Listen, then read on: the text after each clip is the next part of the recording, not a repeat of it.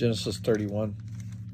Jacob heard that Laban's sons were saying, "Jacob has taken everything our father owned and has gained all his wealth from what belonged to our father."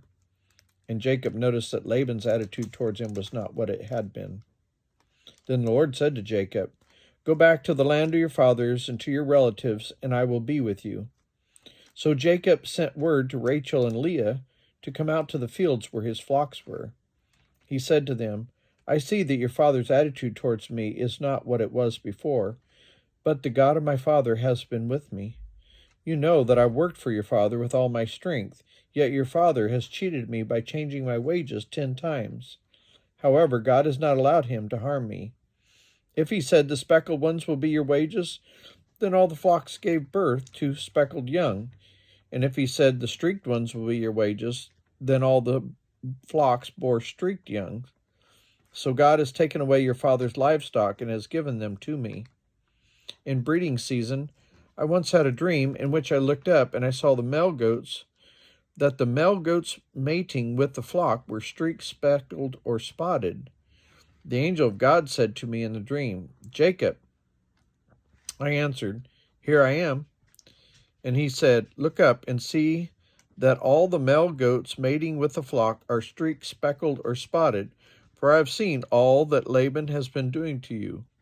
I am the God of Bethel, where you anointed a pillar and where you made a vow to me. Now leave this land at once and go back to your native land.' Then Rachel and Leah replied, 'Do we still have any share in the inheritance of our father's estate?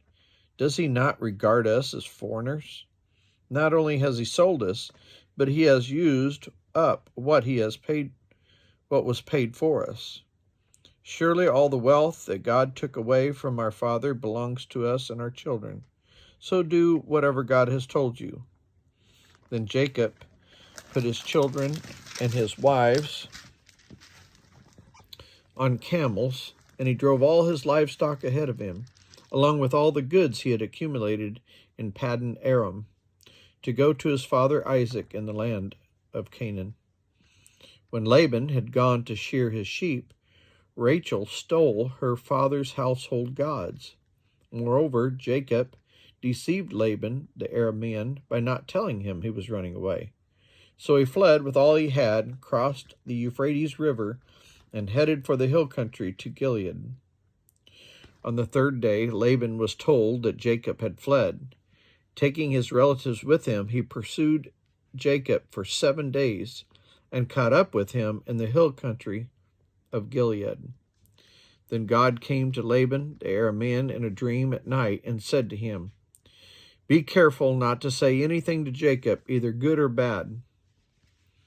Jacob had pitched his tent in the hill country of Gilead when Laban overtook him, and Laban and his relatives camped there too. Then Laban said to Jacob, 'What have you done? You've deceived me, and you carried off my daughters like captives in war. Why did you run off secretly and deceive me? Why didn't you tell me so that I could send you away with joy and singing to the music of timbrels and harps?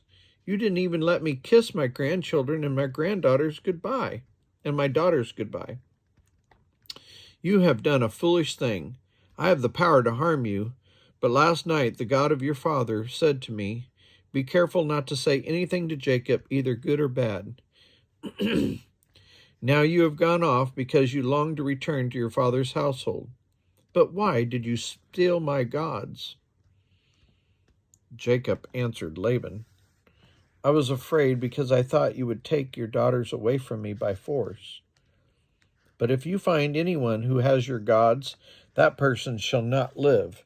In the presence of our relatives, see for yourselves whether there is anything of yours here with me. If so, take it.' Now Jacob did not know that Rachel had stolen the gods. So Laban went into Jacob's tent and into Leah's tent and into the tent of the 2 female servants, but he found nothing. After he came out of Leah's tent, he entered Rachel's tent. Now Rachel had taken the household gods and put them inside her camel's saddle and was sitting on them. Laban searched through everything in the tent but found nothing. Rachel said to her father, "Don't be angry, my lord, that I cannot stand up in your presence. I'm having my period." So he searched, but could not find the household gods. Jacob was angry and took Laban to task. "What is my crime?" he asked Laban. "How have I wronged you that you hunt me down? Now that you have searched through all my goods, and have you found that belongs to your household? Put it here in front of your relatives and mine, and let them judge between the two of us. I have been with you for 20 years now. Your sheep and goats have not miscarried, nor have I eaten rams from your flocks. I did not bring your animals torn by wild beasts. I bore the loss myself, and you demanded payments from me for whatever was stolen by day or night. This was my situation. The heat consumed me in the daytime and the cold at night, and sleep fled from my eyes. It was like this for the 20 years I was in your household. I worked for you 14 years for your 2 daughters and 6 years for your flocks, and you changed my wages 10 times.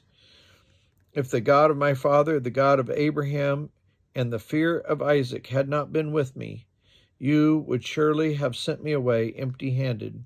But God has seen my hardship and the toil of my hands, and last night he rebuked you." Laban answered Jacob, "The women are my daughters, and the children are my children, and the flocks are my flocks. All you see is mine. Yet what can I do today about these daughters of mine, or about the children they have borne? Come now, let's make a covenant, you and I, and let it serve as a witness between us." So Jacob took a stone and set it up as a pillar. He said to his relatives, "Gather some stones." So they took stones and piled them in a heap, and they ate there at the heap.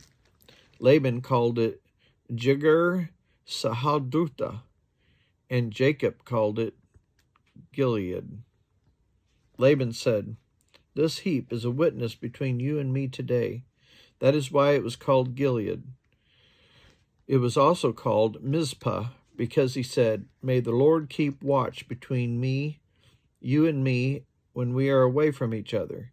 If you mistreat my daughters, or if you take any wives besides my daughters, even though no one is with us, remember that God is a witness between you and me." Laban also said to Jacob, "Here is this heap, and here is this pillar I have set up between you and me.